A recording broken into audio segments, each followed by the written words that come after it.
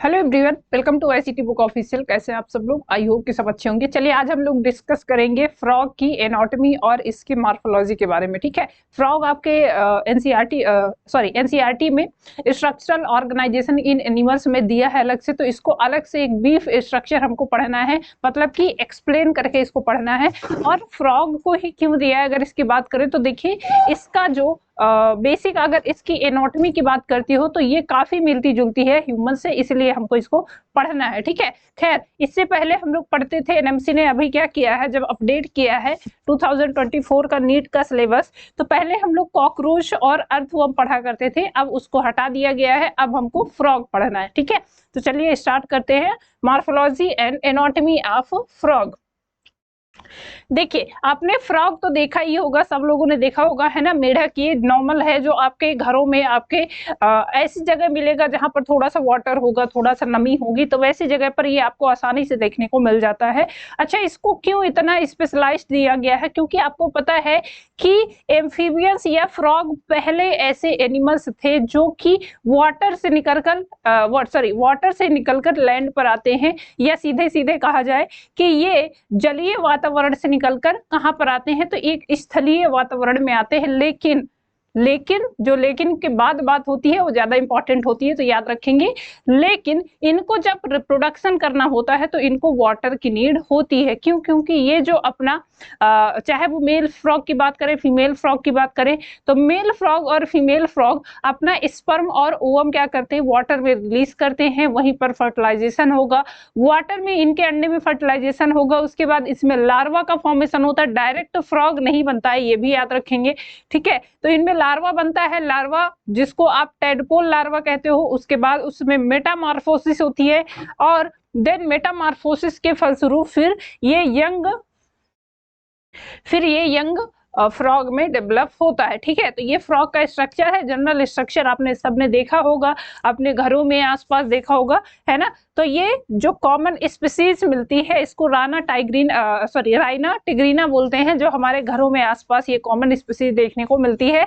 अब चलिए बात करते हैं इनके जनरल फीचर की। ठीक है, फ्रॉग जिसको राना टिग्रीना कहते हैं, और ये कौन सा फ्रॉग है जो हमारे घरों के आसपास देखने को मिलता है, वो वाला फ्रॉग है। ठीक है, Rana tigrina is the most common species in India. India में मोस्ट कॉमन स्पीसीज कौन सी है, तो that is the Rana tigrina. इससे पहले सिस्टमैटिक पोजीशन इसकी देख लीजिए, इसका फाइलम कॉर्डेटा है, पता है, क्लास इसका एम्फीबिया है, जीनस इसका राना है, और स्पीसीज इसकी टिग्रीना है। ठीक है, दे आर पोइकिलोथर्मस। अच्छा, आपने एक चीज नोटिस की होगी, जब क्या है, इधर जनवरी का और दिसंबर का महीना होता है, नवंबर दिसंबर और जनवरी के महीने में जब बहुत कड़ाकेदार ठंड पड़ रही होती है, तो क्या आपने कहीं अपने आसपास, अब नोटिस करिएगा कभी कि अपने आसपास कभी मेढक देखा है? नहीं देखे होंगे। क्यों? क्योंकि उसका रीजन है कि ये एक्टोथर्मल एनिमल्स है। एक्टोथर्मल एनिमल्स ऐसे एनिमल्स होते हैं जो अपनी बॉडी के टेम्परेचर को मेंटेन नहीं कर पाते हैं। ठीक है, तो जैसे ही बाहर का एनवायरनमेंट चेंज हुआ वैसे ही इनकी बॉडी का टेम्परेचर भी चेंज हो जाता है, इसलिए ये हाइबरनेशन और एस्टिवेशन प्रक्रिया को शो करते हैं। ये हाइबरनेशन क्या है और एस्टिवेशन क्या है, इसकी बात करते हैं। तो देखिए सबसे पहले बात आती है कि दे आर पोइकिलोथर्मस, ये इन्हीं को कोल्ड ब्लडेड एनिमल्स कहा जाता है। पोइकिलोथर्मस का मतलब होता है कि ऐसे ऑर्गेनिजम्स जो अपनी बॉडी का टेम्परेचर कांस्टेंट नहीं रख पाते हैं, जैसे ही इन्वायरमेंट का टेम्परेचर चेंज हुआ वैसे ही इनकी बॉडी का टेम्परेचर भी चेंज हो जाता है, तो that is the cold blooded animals. Warm blooded animals ऐसे एनिमल्स होते हैं जिनकी बॉडी का टेम्परेचर एक नियत कांस्टेंट होता है, मतलब उनका बॉडी का टेम्परेचर, जैसे ह्यूमन बींग्स की बात कर तो ह्यूमन बींग्स का जो बॉडी टेम्परेचर है वो कांस्टेंट होता है, 37 डिग्री सेल्सियस है, तो 37 डिग्री सेल्सियस कांस्टेंट ही होता है। अब बहुत ज्यादा सर्दी पड़ रही है तो भी ऐसा नहीं है कि 37 से वो क्या होगा, वो बढ़कर ऊपर पहुंच जाएगा। ये बहुत ज्यादा गर्मी पड़ रही है तो कम नहीं होता है ना, इसीलिए हमको क्या है, सर्दी और गर्मी का आभास होता है, उसको हम लोग फील कर पाते हैं। जैसे अभी आपको पता है गर्मी का मौसम चल रहा है ना, एकदम कड़ाके वाली गर्मी पड़ रही है, तो इस टाइम धूप निकल रही है, बहुत ज्यादा गर्मी हो रही है, बाहर निकलो तो ऐसा लग रहा है कि जैसे आग में कूद गए हैं, है ना, तो वो बात है। अच्छा, इस टाइम पे भी आप देखते हो चाहे बहुत ज्यादा समर हो या बहुत ज्यादा जब विंटर होता है तो उस टाइम पे भी आपको विंटर में नहीं देखने को मिलता, आल्सो आपको समर में भी नहीं देखने को मिलेंगे ये जो कोल्ड ब्लडेड एनिमल्स हैं। क्यों? क्योंकि बाहर का तापमान इतना ज्यादा है, पता चले 40 डिग्री सेल्सियस पहुंच गया, 45 डिग्री सेल्सियस पहुंच गया, तो इनकी बॉडी का टेम्परेचर वो टेम्परेचर को एडजस्ट नहीं कर पाता है और अगर ये बाहर रहेंगे तो इनकी डेथ हो जाएगी।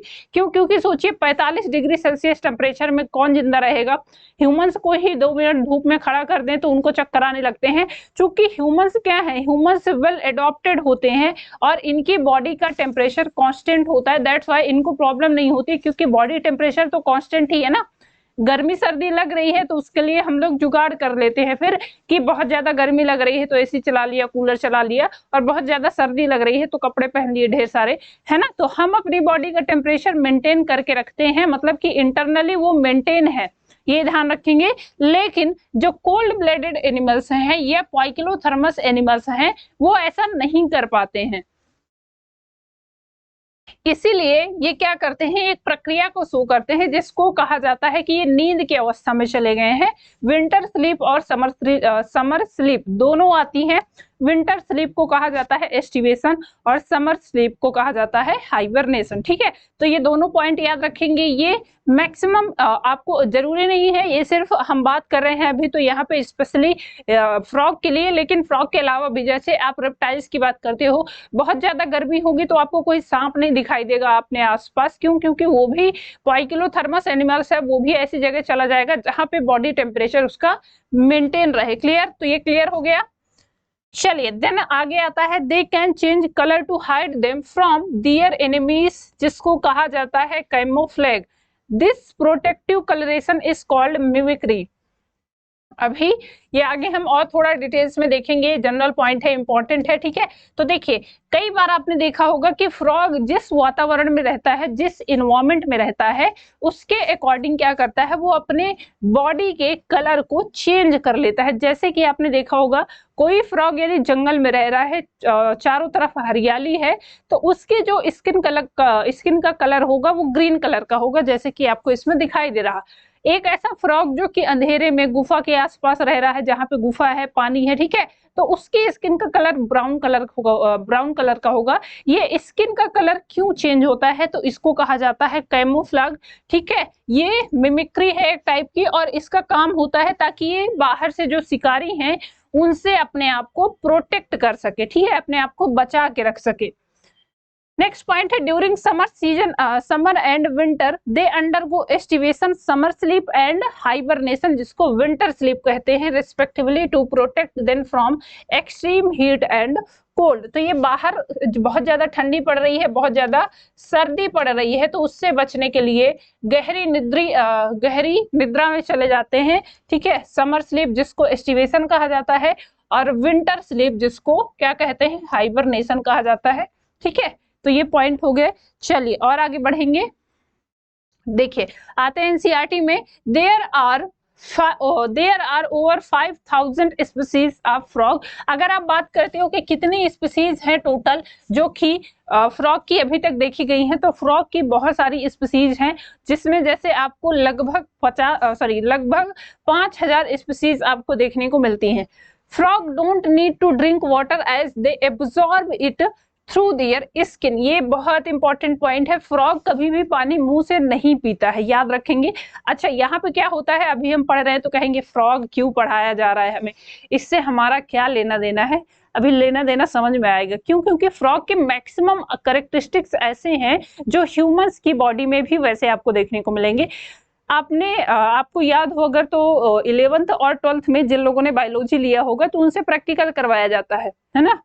अब पता नहीं आप लोगों ने किया है कि नहीं, लेकिन हमने किया था। तो उसमें सेक्शन कटवाए जाते थे, फ्रॉग को लेके आओ, चूहे को लेके आओ। तो वो क्यों करवाया जाता है, क्योंकि उसके बाद ये होता है कि आप मान लो हायर स्टडी करवाओगे, या जिसने बीएससी बैचलर ऑफ साइंस या मास्टर ऑफ साइंस किया होगा, तो वहां पर भी आपको प्रैक्टिकल्स करवाए जाते हैं, और वहां पर भी आपको ऐसे सेक्शंस काटने को अलाउड किया जाता है। अच्छा ये एनिमल्स पे पहले इसलिए एक तरह से अलाउड किया जाता है क्योंकि आपको पता है कि जो ह्यूमन बॉडी है उसको आप काट के देख नहीं सकते, ठीक है, वो इलीगल है। मेडिकल कॉलेज के अलावा बाहर अगर कहीं पर भी बॉडी का ऐसे आप पोस्टमार्टम कर रहे हो या उसको काट पीट रहे हो तो वो इलीगल है, वो कानूनी जुर्म है, ठीक है। तो उसको नहीं किया जा सकता, इसलिए उनसे मिलते जुलते एनिमल्स के बारे में स्टडी करवाई जाती है जो हमारे विद्यालयों में करवाई जाती है। तो ये याद रखेंगे।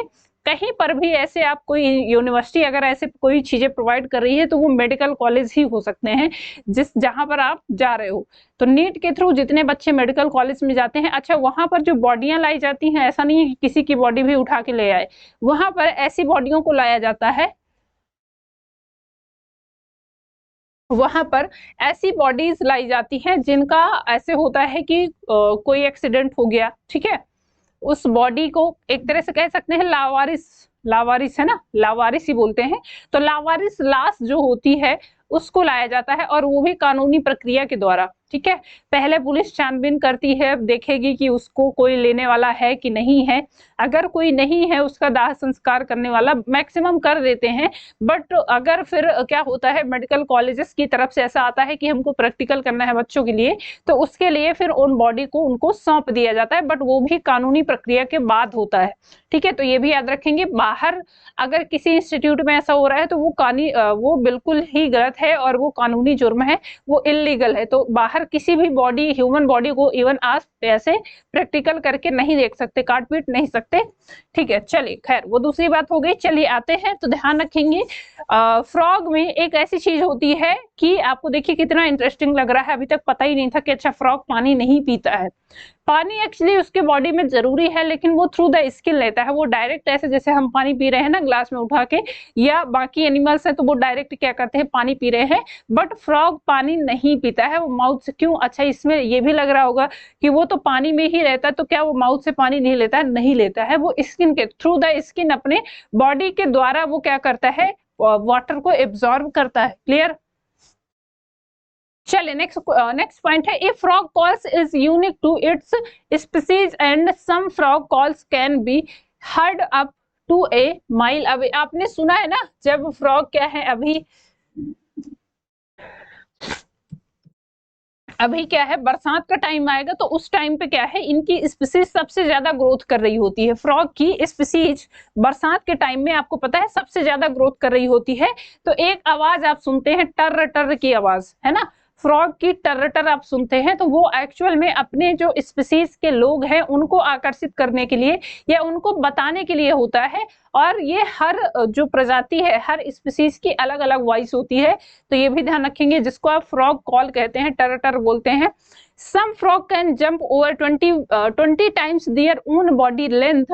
That is kind a human jumping 30 metre. आप सोचिए कोई 30 मीटर की लॉन्ग जंप करके दिखाए 20 बार, वो भी, है ना, कितनी बार, 20 टाइम्स। 30 मीटर की लॉन्ग जंप आप करके दिखाइए 20 बार, पता चल जाएगा क्या होगा। वैसे तो किया ही नहीं जा सकता क्योंकि हमारा जो बॉडी वेट है, अच्छा जो फ्रॉग होते हैं वो अपनी बॉडी वेट की ज्यादा जंप कर जाते हैं, मतलब अपनी बॉडी वेट से ज्यादा, उनकी जो बॉडी लेंथ होती है उससे ज्यादा वो जंप कर जाते हैं, और वो भी सोचिए 20 से 30 मीटर वो एक बार में जंप करते हैं, है ना। चलिए आगे बढ़ते हैं, नेक्स्ट पॉइंट देखते हैं। Due to their permeable skin, typical biphasic life, aquatic larva and terrestrial adult and mid position in the food web, frog and other amphibians are excellent biological indicators of the wider health of ecosystem। ecosystem में आपको पता है कि मेढक बहुत important है। क्यों? क्योंकि ये कई सारे ऐसे अपने से ऊपर जो एनिमल्स आते हैं, इससे उनके लिए काफी ये क्या है, फूड का रिसोर्स बनता है। फूड का रिसोर्स मतलब कि ये खाने की उनके लिए भोजन होता है। आल्सो ये गुड इंडिकेटर होता है इकोसिस्टम के लिए। जहां पर इकोसिस्टम अच्छा होगा, बायोडाइवर्सिटी अच्छी होगी, जैसे ट्रॉपिकल रेन में बात कर लें, ट्रॉपिकल रेन फॉरेस्ट जो होते हैं वहां पर मेढकों की संख्या अधिक पाई जाती है। क्यों? क्योंकि वहां पर वर्ष भर नमी रहती है, वहां पर खाने पीने वाले जो छोटे छोटे जीव हैं वो काफी ज्यादा होते हैं, इंसेक्ट्स ग्रोथ करते हैं, तो वहां पर इसको अच्छा फूड मिल रहा है, अच्छी हैबिटेट मिल रही है, तो ये काफी रेपिडली ग्रोथ करता है। आल्सो एक चीज याद रखेंगे, देखेंगे, इनकी जो रिप्रोडक्शन रेट होती है वो काफी हाई होती है। जब इनको अच्छा वातावरण मिल रहा होता है तो इनकी रिप्रोडक्शन रेट बहुत ज्यादा होती है। इसी वजह से इनको कई जगह पहले की सभ्यताओं में इनको पूजा भी जाता था। ठीक है, अभी आगे देखेंगे मिस्र की सभ्यता में, आई थिंक मिस्र या रोमन की सभ्यता में इनको पहले ऐसे पूजा जाता था कि क्योंकि इनको माना जाता था कि प्रकृति के संरक्षक है एक टाइप से ऐसे, क्योंकि इनमें जो रिप्रोडक्टिव रेट थी वो काफी अच्छी थी, इसलिए इनको देवी के रूप में या वहां पे एक देवी के रूप में इनको पूजा जाता था। आगे देखते हैं इसको। ठीक है, देखिए ये आपको दिखाई दे रहा है एक in Egypt the frog is a symbol of life and fertility.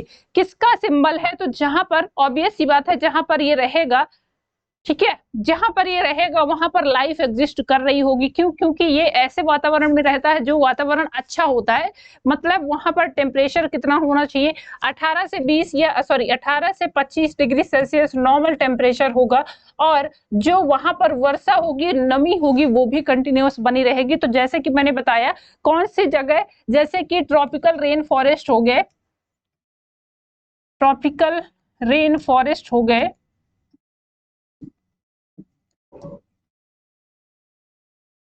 ठीक है, ट्रॉपिकल रेन फॉरेस्ट वगैरह में क्या होता है, यहाँ पर वर्ष भर टेम्परेचर ऐसे बना रहता है, 18 से 25 डिग्री सेल्सियस के बीच में टेम्परेचर रहता है। आल्सो यहाँ पर वर्ष भर वर्षा होती है, तो जिसकी वजह से यहाँ पर मेढकों की ग्रोथ बहुत अच्छी होती है ना, जो फ्रॉग्स की ग्रोथ होगी। क्यों? क्योंकि इनकी बॉडी के टेम्परेचर के अकॉर्डिंग इनको टेम्परेचर मिल रहा होता है, तो इनका जो रिप्रोडक्टिव रेट है वो काफी अच्छा होता है। इसीलिए पहले की सभ्यता में इसको माना जाता था कि ये फ्रॉग क्या है, frog symbol is the life, ये लाइफ का सिंबल है। आल्सो फर्टिलिटी के लिए इसको पूजा जाता था, और वहां पर एक मिथोलॉजी थी, ठीक है, and is Egyptian mythology, Heket is a frog goddess which who represent fertility।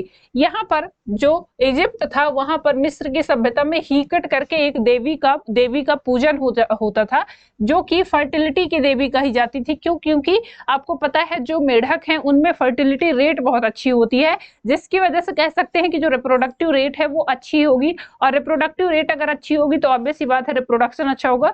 तो पहले के जमाने में यदि आपको पता है कि इतने डेवलप साइंस नहीं थी, इतनी डेवलप चीजें नहीं थी कि फर्टिलिटी का इलाज करवा ले या जो भी चीजें होती थी, तो पहले लोग एक देवी को पूजा करते थे। और वो देवी, देखिए आपको इसमें दिखाई दे रहा होगा ना, इसका चेहरा कैसा दिखाई दे रहा है, ये फ्रॉग की तरह है ना। तो ये गॉडेस देवी थी इजिप्ट की, जिसको हीकट कहा गया था। हीकट एक ऐसी देवी थी जिनको पूजा जाता था, जिनको बच्चे नहीं होते थे या जिनको चाहिए होता था कि उनको कोई प्रॉब्लम है इस तरह की फर्टिलिटी से रिलेटेड, तो वो इस देवी की पूजा करते थे, और ऐसा पहले मानते थे कि ये देवी उनकी सहायता करती है। और फिर वो लोग कहीं होता है, मान्यताएं भी होती हैं, कई बार मान्यताएं भी बहुत कुछ काम कर देती हैं, है ना, मानने से बहुत कुछ हो जाता है। ऐसा भरोसा होता है कि अगर कोई चीजें, आप जैसे होता है, हम लोग ऐसे साइंस में भी पढ़ते हैं कि पॉजिटिव थिंकिंग रखो। पॉजिटिव थिंकिंग का मतलब यही होता है कि आप जैसा सोचते हो, आपके दिमाग में जैसी चीजें चलती हैं वैसे एक्चुअली में होने लगता है। तो वही बात है कि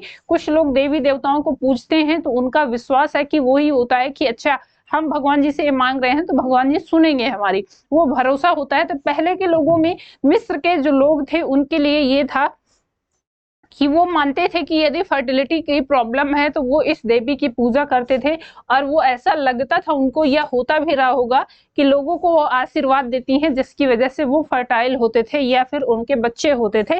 ठीक है, ये देखिए आपको ये दिखाई दे रहे हैं, ये आपको साक्ष्य मिले हैं इस चीज के, जहां पर आपको ऐसा दिखाई दे रहा है कि यहाँ पर जो ये देवी है, ठीक है, इनका जो फेस है वो कैसा था। तो ये फेस आपको दिखाई दे रहा है, ये मेढक की तरह था, जैसे कि फ्रॉग का होता है। क्लियर? तो यहाँ से अच्छा, चलो बाकी चीजें छोड़ दो, धर्म और छोड़ दो, लेकिन आपको एक चीज पता चल रही होगी कि यहाँ से निष्कर्ष ये निकल रहा है कि frog is a very important component of our ecosystem. हमारे इकोसिस्टम में फ्रॉग एक बहुत ही इंपॉर्टेंट कंपोनेंट है, ये बहुत ही इंपॉर्टेंट एक कड़ी है जिसकी आप ऐसे तुलना कर सकते हो कि अच्छा अगर ये नहीं होता, सोचिए अगर फ्रॉग नहीं होते, एम्फीबियंस नहीं होते, तो उससे पहले तो लाइफ सारी वाटर में ही चल रही थी, है ना, समुद्र में चल रही थी, तब लाइफ टेरेस्ट्रियल लाइफ स्टार्ट ही नहीं हुई थी। तो टेरेस्ट्रियल लाइफ स्टार्ट कैसे हुई? तो उसके लिए डेवलप हुए फ्रॉग या फिर एम्फीबियंस। एम्फीबियंस सबसे पहले वाटर से निकलकर कहाँ पर आते हैं? वो स्थलीय वातावरण में आते हैं, फिर वहां पर चीजें ग्रोथ होती हैं, उसके बाद फिर रेप्टाइल्स की ग्रोथ होती है। तो ऐसे ग्रोथ भी हुई है। तो frog is a very important component of our ecosystem, और ये शो करता है कि इकोसिस्टम में जो फर्टिलिटी का एग्जाम्पल था। क्यों? क्योंकि आपको पता है कि जो फ्रॉग है उसकी रिप्रोडक्टिव रेट बहुत अच्छी होती है, और वो अगर एक बार में रिप्रोडक्शन करता है तो लगभग 2500 से 3000 अंडे देती है। एक जो जो एक फीमेल फ्रॉग होगी वो 2500 से लेके 3000 अंडे एक बार में देती है। तो इतना हाई रेट होता है इनका। अब सोचिए एक बार में 2500 फ्रॉग डेवलप होते हैं, ठीक है। तो इसीलिए कई बार आप जब देखते हो ना कि जब बरसात का मौसम आता है तो छोटे छोटे फ्रॉग आपके आसपास बहुत सारे देखने को मिलते हैं। क्यों? क्योंकि वहां पर एक फ्रॉग है या एक फीमेल फ्रॉग है, वो बहुत सारे अंडे दे रही है, उससे बहुत सारे लार्वा डेवलप होंगे।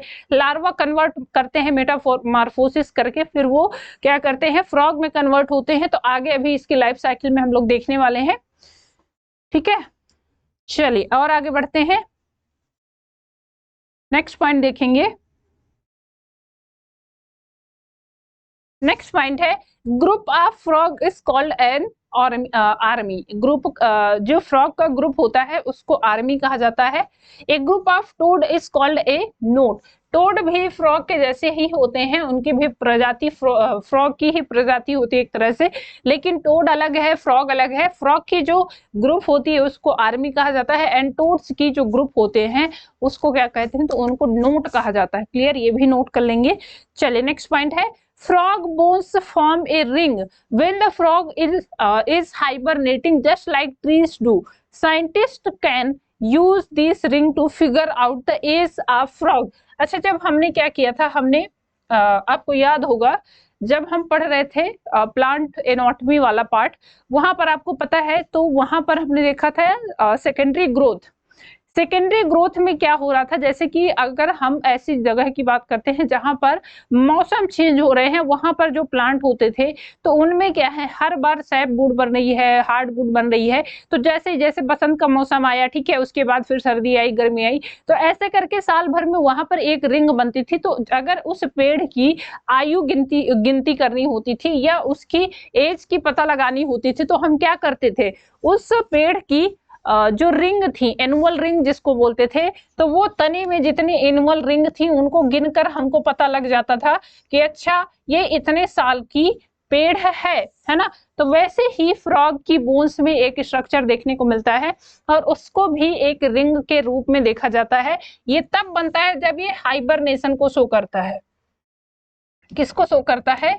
हाइबरनेशन को। तो हाइबरनेशन के दौरान जैसे ही ये क्या करता है, ये स्लीप में जाता है तो एक रिंग का फॉर्मेशन हो जाता है, एक परत बन जाती है इनकी हड्डी के ऊपर, एक परत बन जाती है, और वो जितनी बार समर स्लीप में जाएगा उतनी बार ये प्रोसेस देखने को मिलेगा, ठीक है। तो ये हर बार होता है। अब साल भर में एक बार जाता है हाइबरनेशन में, तो पूरे साल में एक बार परत बनती है। तो साइंटिस्ट ऐसा मानते हैं कि साइंटिस्टों को यदि पता लगाना है, या आपको पता लगाना है कि फ्रॉग की एज कितनी है, तो उसकी हड्डी को देख के पता लगाया जा सकता है, क्योंकि उसकी हड्डी में वो रिंग बनती रहती हैं, ठीक है। तो ये पॉइंट भी नोट कर लीजिएगा। देखिए काफी इंटरेस्टिंग है ना, मजा आ रहा है ना। चलो आगे आते हैं। एक आपको ये फ्रॉग दिखाई दे रहा है जो कि येलो कलर का है। और अच्छा एक चीज और बताइए, जो फ्रॉग हो गए या जो इंसेक्ट हो गए, उनमें कलरेशन किस वजह से होता है? चलिए बताइए भाई, इनमें कलरेशन का जो प्रोसेस होता है वो किस वजह से होता है?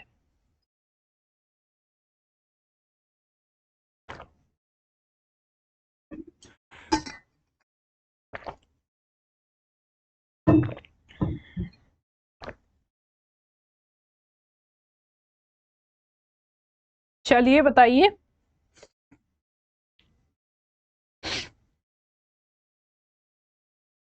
तो देखिए फ्रॉग हो गए और भी बहुत सारे एनिमल्स होते हैं, तो इनमें जो कलरेशन होता है, चेंजेस होते हैं, वो इसलिए होते हैं ताकि ये इंडिकेट कर पाए। क्या होता है कि ये बाहर से इंडिकेट करते हैं कि भैया हमको छुओ मत, है ना, हमसे दूर रहो। क्यों? क्योंकि इनमें जो कलरेशन होता है ये एक टाइप का इनको इंडिकेशन होता है कि हमारे पास मत आओ। क्यों? अच्छा, जो कलरेशन होता है इसमें ये कलर आपको दिखाई दे रहा है, तो आपको पता है ये होता है पॉइजन के कारण। इसकी जो स्किन है, ये फ्रॉग जो आपको दिखाई दे रहा है, इसकी स्किन में जहर होता है। वैसे तो बहुत सारे फ्रॉग होते हैं, मिलते हैं, बट सब के सब जहरीले नहीं होते हैं। जो इंडिया में है खासकर वो जहरीले नहीं होते हैं। कुछ प्रजातियां होती हैं, कुछ स्पीसीज होती हैं जो जहरीली होती हैं, लेकिन मैक्सिमम ये टॉक्सिक नहीं होते हैं। लेकिन कुछ फ्रॉग ऐसे हैं जो बहुत ज्यादा जहरीले होते हैं, और इनमें जो जहर होता है वो इनकी स्किन में होता है, इनकी त्वचा में होता है। इसीलिए ये कलरेशन को शो करते हैं, क्योंकि कलरेशन से ये एक तरह से आपको क्या कर रहे हैं, एक तरह से आपको बता रहे हैं कि हमारे आसपास मत भटको, अगर हमारे आसपास आओगे तो क्या होगा, जहर मिल जाएगा आपको, और जहर की वजह से हो सकता है आपकी जान भी चली जाए। ठीक है, तो ये काफी ज्यादा जहरीला होता है। देखिए यहाँ पर लिखा है 1 gram of the toxin produced by the skin of the golden poison dart frog. ये एक फ्रॉग है जिसको क्या कहते हैं, गोल्डन पॉइजन डॉट फ्रॉग कहा जाता है। और ये इतना जहरीला होता है कि इसका 1 ग्राम जहर क्या करता है, लगभग 1 लाख लोगों को मार सकता है एक बार में। सोचिए कितना जहरीला होता है। 1 ग्राम ऑफ स्किन इनके 1 ग्राम ऑफ टॉक्सिन इस गोल्डन फ्रॉग के स्किन में, ये जो आपको गोल्डन कलर की दिखाई दे रही है ना, सोने सी परत, तो ये सोने सी परत एक्चुअल में जहर है। ये जहर इतना खतरनाक है कि एक बार में ये 1 ग्राम, सोचिए जहर कितने लोगों की जान ले सकता है, लगभग 1 लाख लोगों को मार सकता है, इतना जहरीला होता है। उससे पहले लेकिन ये प्रजातियां बहुत दुर्लभ होती हैं, और ये मैक्सिमम जैसे कि बहुत ऐसी जगह पाई जाएंगी जहां पर ह्यूमंस का पहुंचना बहुत ज्यादा कम है, तो वहां पर ये स्पीसीज पाई जाती हैं। आल्सो यहाँ पर याद रखेंगे कि सबसे जहरीला मेढक यही होता है।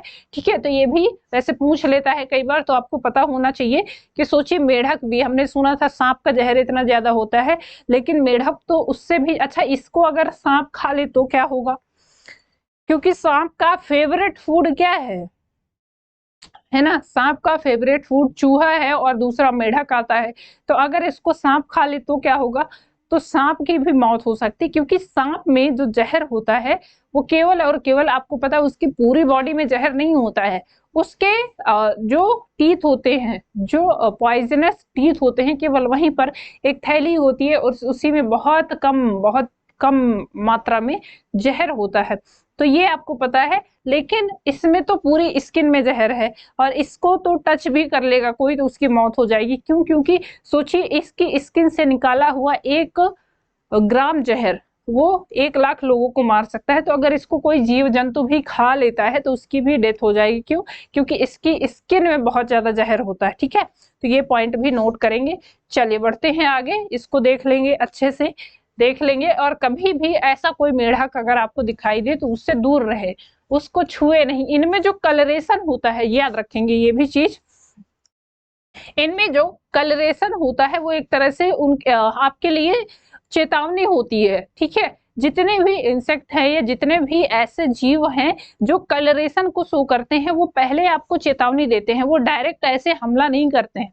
जैसे कि आपने देखा होगा सांप को क्या करते हैं लोग, दौड़ाते हैं, मार देते हैं उसको, लेकिन सांप भी इतना डरा हुआ था। आपको पता है कि सांप एक्चुअल में एक ऐसा प्राणी है जो आपको देख के, या एक ऐसे सोचिए, अब आप ऐसे सोचिए कि आप ह्यूमन हो, ठीक है, आपके सामने डायनासोर आके खड़ा हो जाए तो आपको कैसा लगेगा, तो वैसे ही सांप को भी फील होता है। आप जितना सांप को देख के डरते हैं उससे 1000 गुना ज्यादा वो आपको देख के डर रहा होता है, क्योंकि वो धरती पर रेंगने वाला प्राणी है, और वो जब आपको ऐसे खड़ा हुआ देखता है तो उसको लगता है कि कितना बड़ा जानवर आ गया मेरे सामने, है ना। तो उसके लिए वो क्या करता है, वो पहले ऐसे इंडिकेशन देगा कि मैं से दूर रहो, क्योंकि वो बहुत ज्यादा डरा हुआ होता है। अब लोग करते क्या है कि उसको दौड़ाएंगे, उसको पता चले मार रहे हैं उसको, तो वो और ज्यादा डर जाता है और अपने छुपने के लिए स्थान ढूंढता है।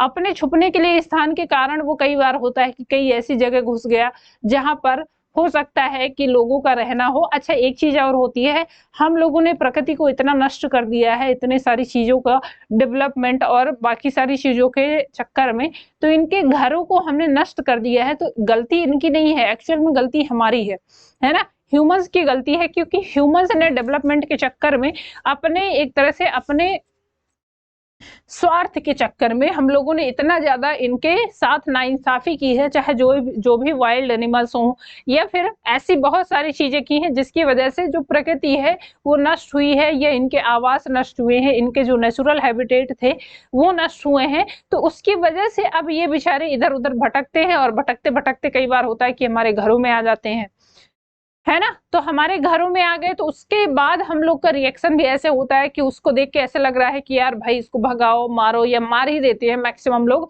लेकिन ऐसा नहीं करना चाहिए। आपको पता है कि कोई भी एनिमल है, कोई भी जीव जंतु है, वो हमारे इकोसिस्टम का बहुत इंपॉर्टेंट पार्ट है, और जितना आप रहने के लिए या जितना आपकी लाइफ इंपॉर्टेंट है उतनी ही उनकी लाइफ भी इंपॉर्टेंट है। तो उनको बचाना सीखिए, मारना नहीं। दूसरी चीज ये होती है, जैसे कि मैंने बताया ना, कि जो सांप है वो आपको देख के इतना डर जाता है, इसलिए वो क्या करता है, अच्छा उसके पास आपको पता है कि उसके पास कान नहीं होते हैं, वो वाइब्रेशन को फील करके क्या करता है, रिएक्ट करता है।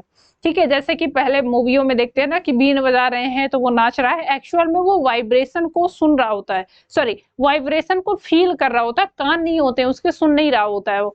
और कुछ लोग होते हैं कि दूध पिला रहे हैं, आपको ये भी जान के आश्चर्य होगा कि सांप कभी भी दूध नहीं पीता है, और अगर वो दूध पी भी लेता है तो वो पानी समझ के पीता है, जिसके बाद उसकी मौत हो जाती है।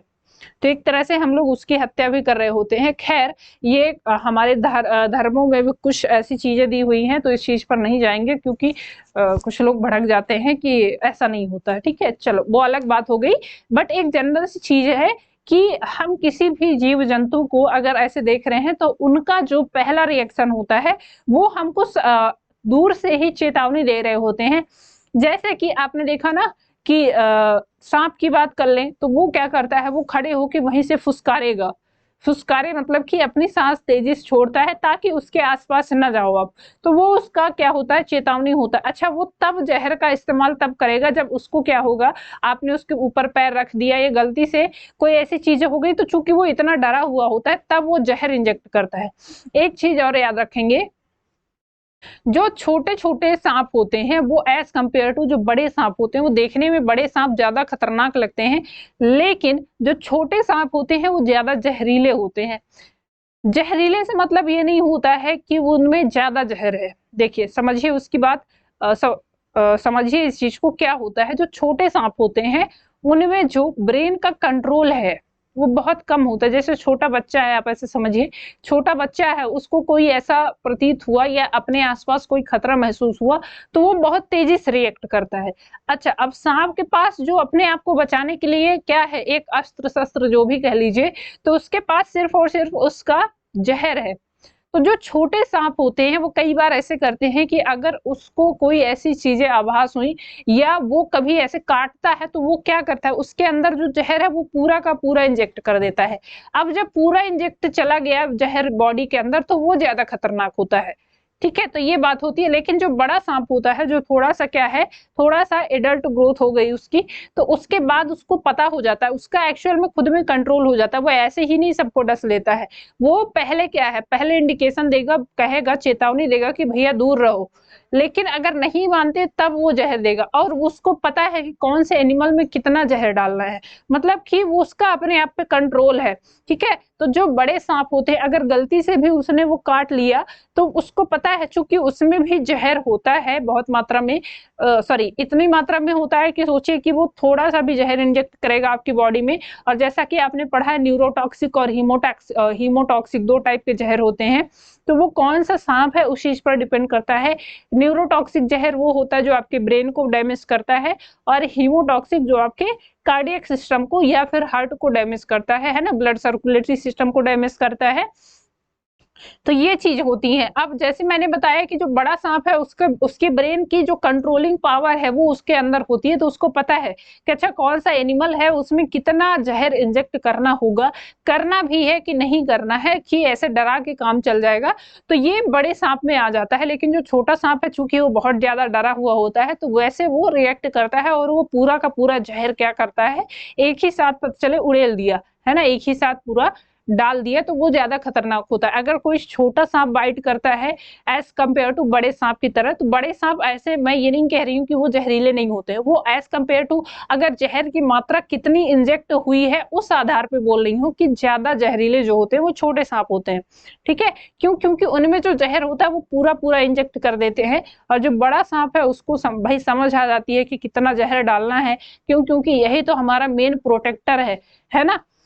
खैर, हम लोग बात कर रहे थे यहाँ पर मेढक की, सांप में पहुंच गए, क्यों? क्योंकि इनका आपस में नाता भी बहुत गहरा है ना।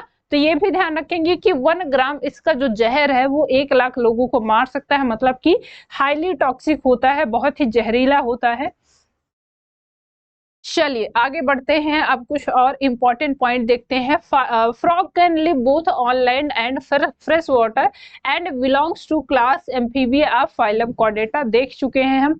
अच्छा, एक चीज और याद रखेंगे, फ्रॉग कभी भी आपको समुद्र में नहीं देखने को मिलेंगे, ये मेराइन वाटर में कभी भी नहीं रहते हैं, हमेशा ये आपको फ्रेश वाटर में देखने को मिलेंगे। ठीक है, फ्रेश वाटर मतलब कि नदियां हो गई, झील हो गए, तालाब हो गए, ऐसी जगह। खारे समुद्र में, सॉरी, खारे पानी में आपको ये नहीं देखने को मिलेंगे, समुद्र के पानी में नहीं रहते। The most common species in frog found in India that is the Rana tigrina.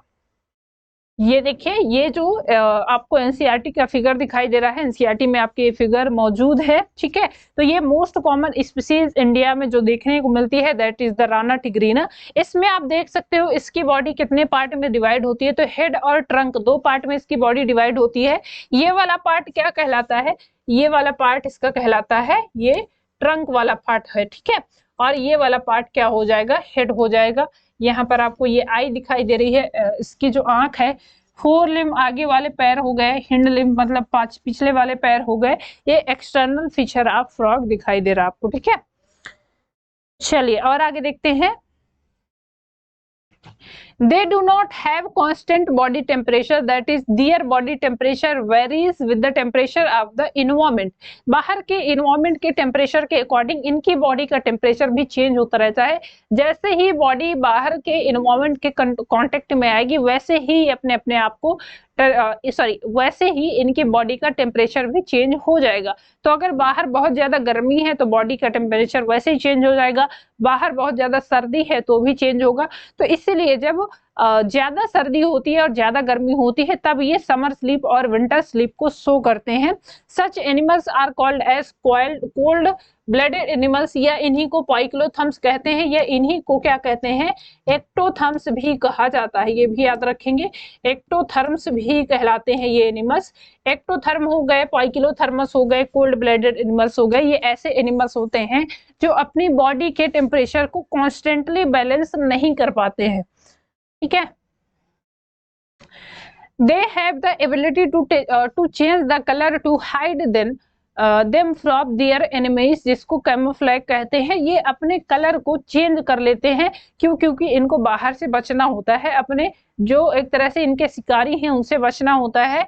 This protective colouration is called as, इसको मिमिक्री कहा जाता है। जो प्रोटेक्टिव कलरेशन होता है, कलर बदलते हैं, ये जैसे माहौल में रहेंगे वैसे ही ढल जाते हैं। ठीक है, तो ये होता है ड्यू टू मिमिक्री। क्यों? क्योंकि इनको अपने आप को जो भी बाहर से इनके एनिमीज हैं उनसे बचाना होता है। चलिए नेक्स्ट पॉइंट है, during peak summer and winter period frog take shelter in deep burrows to protect them from external heat and cold. इसको क्या कहते हैं, तो बाहर जब टेम्परेचर बहुत ज्यादा गर्म होता है या बहुत ज्यादा ठंडा होता है, तो ये क्या कहते हैं, ये ज्यादातर आपको कहाँ पर देखने को मिलेंगे, ये मिट्टी के अंदर चले जाते हैं। क्यों? क्योंकि वहां पर जो इन्वायरमेंट है वो इनके अकॉर्डिंग रहता है। This is called as summer sleep, जिसको एस्टिवेशन कहते हैं, एंड विंटर स्लीप, जिसको हाइबरनेशन कहा जाता है। ठीक है, चलिए और आते हैं, अब बात करते हैं इनके मार्फोलॉजी की। फ्रॉग के मार्फोलॉजी की बात करते हैं, दिखाई कैसे देता है। चलिए, body is divided into head and trunk. Body दो पार्ट में डिवाइड होती है, हेड और trunk. Neck and tail absent. अच्छा, टेल आपको याद होगा तो इनके लार्वा में टेल देखने को मिलती है, आगे देखेंगे तो टाइडपोल जो लार्वा होता है उसमें टेल डेवलप होती है, लेकिन जैसे ही वो एडल्ट फ्रॉग में कन्वर्ट होता है तो उसमें फिर ये टेल एब्सेंट होती है। ठीक है, skin is moist, smooth and slippery due to the mucus. इनकी स्किन, अच्छा कभी आपने मेढक पकड़ा है? पकड़े होंगे, जो गांव से रिलेटेड होंगे उनको पता होगा। तो मेढक को अगर कभी पकड़ते हैं तो वो फिसल जाता है, हाथ में अगर लिया है वैसे। चलो छोड़ते हैं इसको, क्योंकि कुछ लोग को लग रहा होगा अच्छी मेढक कौन पकड़ता है ना, लेकिन फिर भी जो छोटे हम लोगों के एज के बच्चे होंगे उनको पता होगा। हम लोग के घरों में क्या होता था पहले, बहुत ज्यादा बारिश हुआ करती थी तो इतने मेढक निकलते थे कि घरों के अंदर आ जाते थे। तो ऐसे हम लोग पकड़ते थे, उसको उठाते थे और बाहर ऐसे फेंकते थे, है ना। तो कई बार होता था कि ऐसे मेढक को उठाया लेकिन वो हाथ में आता था तो फिसलता था, चिकना होता था। क्यों? क्योंकि उसकी स्किन मॉइस्ट होती थी। अच्छा, तब तो पता नहीं था, तब लगता था कि क्यों खिसक रहा है, लेकिन जब पढ़ा इसके बारे में तब लगता था अच्छा इसका ये रीजन था। ये स्लिपरी इसलिए था क्योंकि इसकी बॉडी में म्यूकस ग्लैंड प्रेजेंट होती हैं, जो कंटिन्यूअस म्यूकस एक ऐसा चिपचिपा पदार्थ सिक्रीट करती हैं जिसकी वजह से ये स्लिपरी होता है, मतलब फिसलता है। ठीक है, तो याद रखेंगे स्किन इनकी मॉइस्ट होती है, स्मूथ होती है, चिकनी होती है और स्लिपरी होती है due to the presence of mucus. क्यों? क्योंकि म्यूकस एक चिपचिपा पदार्थ है, खिसकने वाला पदार्थ है, और इनकी स्किन में ये कंटिन्यूअस रिलीज होता रहता, तो जैसे इनकी स्किन को पकड़ा वो स्लिपर हो जाती थी, खिसक जाती थी। Color of dorsal side is olive green with dark irregular spot and ventral side is pale yellow। देखिए, ये भी याद रखेंगे, इनका जो डॉर्सल साइड होता है, खासकर अभी हम जो बात कर रहे हैं वो बात कर रहे हैं राना टिग्रीना के बारे में, जो मोस्ट कॉमन स्पीसीज है इंडिया में। तो बाहर वाला जो कलर होगा, ये आपको ये बाहर दिखाई दे रहा है ना ये कलर, तो ये कैसा है? ये ऑलिव ग्रीन कलर का होता है। ग्रीन कलर के आपको मेढक देखने को मिलेंगे विथ डार्क इरेगुलर स्पॉट। इनकी बॉडी में आपको ऐसे स्पॉट देखने को मिल रहे हैं, है ना, ये इरेगुलर डार्क स्पॉट देखने को मिलते हैं। और इनका जो वेंट्रल साइड, मतलब ये दूसरे साइड का कलर है, वो येलो कलर का होता है, पेल येलो कलर का देखने को मिलेगा। The frog never drink water but absorb it through the skin. जैसा कि मैंने बताया कि ये कभी भी पानी को पीते नहीं है, ठीक है, डायरेक्ट माउथ से नहीं लेते हैं पानी कभी भी। इसके अलावा ये क्या करते हैं? एब्जॉर्ब करते हैं स्किन के थ्रू, वाटर को स्किन के थ्रू ये एब्जॉर्ब करते हैं। A mouth paired nostrils and bulged eyes covered by nictitating membrane are present. एक माउथ प्रेजेंट होता है, ठीक है, नोस्ट्रिल होते हैं और ब्लड आइज होती हैं, मतलब उभरी हुई आंखें होती हैं जिनमें निक्टेटिंग मेम्ब्रेन चढ़ी हुई होती है। चलिए देखते हैं क्या लिखा है एनसीईआरटी में। The skin is smooth and slippery due to the presence of mucus. वही बात है, म्यूकस की प्रेजेंस की वजह से इनकी स्किन कैसी होती है? इनकी स्किन स्लिपरी होती है, तो पकड़ेंगे तो फिसल जाएगा। The skin is always maintained in A moist condition. हमेशा इनकी स्किन क्या है? मॉइस्ट बनी रहती है, मतलब कि नमी युक्त त्वचा होती है इनकी। ठीक, नेक्स्ट पॉइंट है the colour of dorsal side of body is generally olive green with dark irregular spot on the ventral side. The skin is uniformly pale white, sorry pale yellow. The frog never drinks water but absorb it through the skin. वही point लिखे हैं, आगे देखते हैं। On either side of eyes has a membranous tympanum, जिसको क्या कहा जाता है? एक्सटर्नल ईयर कहते हैं। टिम्पेनम अभी देखते हैं क्या है। 4 limbs 4 digit and hind limbs 5 digit में होते हैं। इनके जो आगे वाली हाथ होते हैं उनमें 4 लिम्स होते हैं, मतलब कि ये आगे वाला हाथ है तो इसमें ऐसे करके ये ऐसे 4 ऐसे वो दिखाई देते हैं, और जो हिंड लिम्स है पीछे वाले वो है उसमें 5 डिजिट होती हैं, ठीक है। Help in swimming, walking, leaping and burrowing. Hind limbs are larger and muscular than 4 limbs. जो पीछे वाले पैर होते हैं वो बड़े होते हैं, मस्कुलर होते हैं एज कंपेयर टू 4 लिम्स, मतलब आगे वाले पैर से। Feet has webbed digit that help in swimming. इनकी जो पैर हैं उनमें जाल संरचना होती है, कैसी? जाली लगी होती है जो कि तैरने में इनको हेल्प करती है, ठीक है।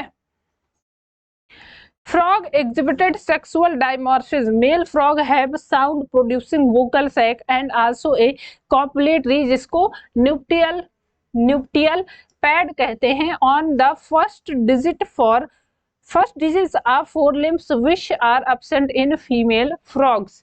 तो ये भी ध्यान रखेंगे फीमेल फ्रॉग्स और मेल फ्रॉग में अंतर क्या होता है। इनमें सेक्सुअल डायमॉर्फिज्म देखने को मिलती है। सेक्सुअल डायमॉर्फिज्म क्या है कि जब आप बाहर से इनके किसी भी एनिमल को देख के पता लगा सको कि अच्छा ये मेल फ्रॉग है कि फिर फीमेल फ्रॉग है, तो ऐसे जैसे कि मेल कॉकरोच आप पढ़ते हो, फीमेल कॉकरोच, ठीक है, ह्यूमंस में आप देखते हो सेक्सुअल डायमॉर्फिज्म देखने को मिलता है, बाकी जो मैमल्स हैं उनमें भी सेक्सुअल डायमॉर्फिज्म देखने को मिलता है। तो सेक्सुअल डायमॉर्फिज्म का मतलब यही होता है कि आप बाहर से उनकी मॉर्फोलॉजी को देख के पता लगा सको कि अच्छा ये मेल है and that is the female. तो वैसे ही फ्रॉग में भी होता है। फ्रॉग में आपको पता है सेक्सुअल डायमॉर्फिज्म होता है। मेल फ्रॉग में साउंड प्रोड्यूसिंग वोकल कार्ड्स होते हैं, वोकल सैक होते हैं, जिससे वो साउंड को प्रोड्यूस करता है। जो टर टर की आवाज आती है वो किससे निकलती है, तो वो जो मेल फ्रॉग होता है, ठीक है, याद रखेंगे जो मेल फ्रॉग होता है उससे निकलता है। आल्सो इनमें मेल फ्रॉग में एक कॉपुलेटरी पैड होता है, उसका यूज ये किस में करते हैं तो आगे देखेंगे। उसका यूज ये सेक्सुअल रिप्रोडक्शन के दौरान करते हैं, ठीक है। चलिए देखते हैं, आप देख सकते हैं ये इनमें क्या है, वेब संरचनाएं देखने को मिल रही हैं। फिगर आपको बहुत अच्छे से क्लियरली विजिबल है, आई थिंक मैं देख पा रही हूँ, है ना, तो क्लियरली आपको दिखाई दे रहा है।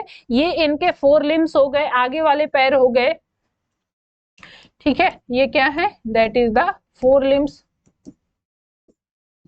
और इसमें आप देखो तो इसमें आपको 4 डिजिट दिखाई दे रही है, ठीक है, एक ये हो गई, ये हो गई, एक ये हो गई और ये हो गई, तो इनमें 4 डिजिट आपको दिखाई दे रहे हैं। ये हिंड लिम्स दिखाई दे रहे हैं, ये क्या है, ये हिंड लिम्स हो गए, पीछे वाले पैर। तो इसमें आपको 5 डिजिट दिखाई दे रहे हैं, 1 2 3 4 एंड ये 5, ठीक। तो इनमें 5 डिजिट होते हैं। अच्छा, इनमें याद रखेंगे इनके बीच बीच में ऐसे क्या है, ये जाली होती है, ऐसे ये जाल लगा हुआ होता है, और इसका काम क्या होता है, इस जाली की मदद से ये तैर पाते हैं, ठीक है, पानी में ये तैर पाते हैं। तो ऐसा स्ट्रक्चर होता है इनके हाथ और पैर का, ठीक है।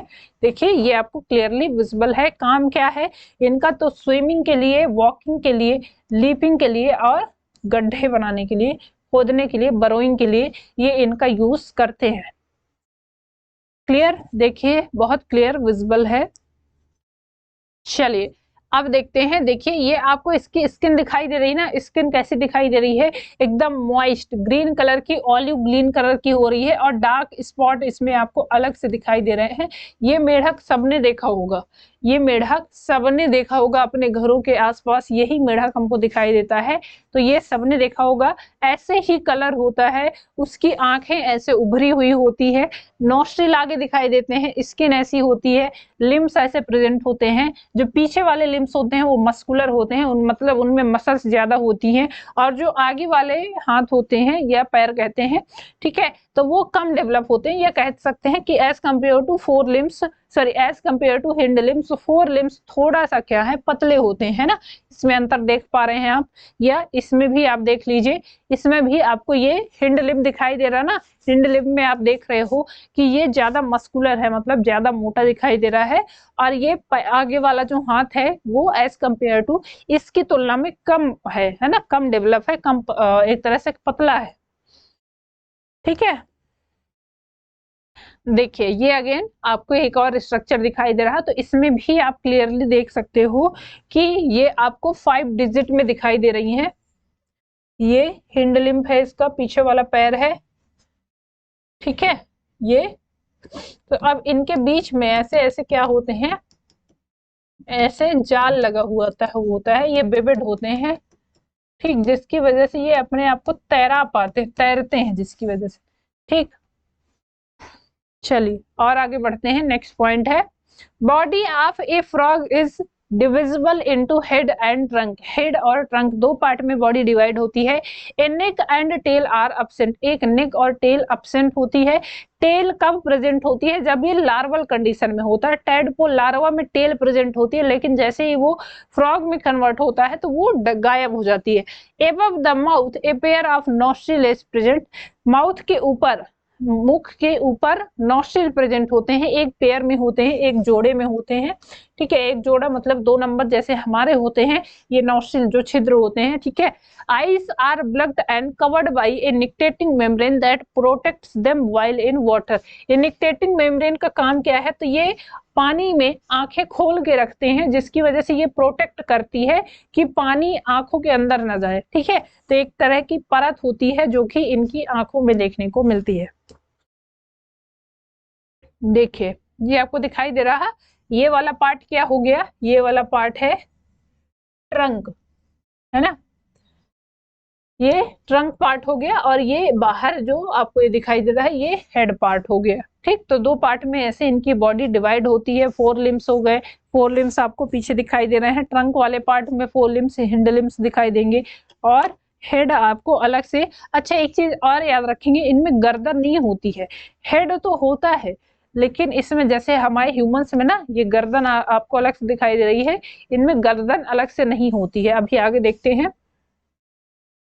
चलिए एक्सटर्नल मॉर्फोलॉजी देखते हैं। The major body part is head, trunk and limbs. ये हेड वाला पार्ट हो गया, ये ट्रंक वाला पार्ट हो गया। ठीक है, और ये इनके लिम्स हो गए। तो ये मेजर बॉडी पार्ट है। इट लैक्स ए टेल और ए नेक रीजन, ध्यान रखेंगे इनमें टेल और एक नेक नहीं होता, मतलब गर्दन नहीं होती है, ना ही इनमें पूंछ होती है। मेढक में कभी पूंछ नहीं देखा है आपने, है ना, कि देखे हैं?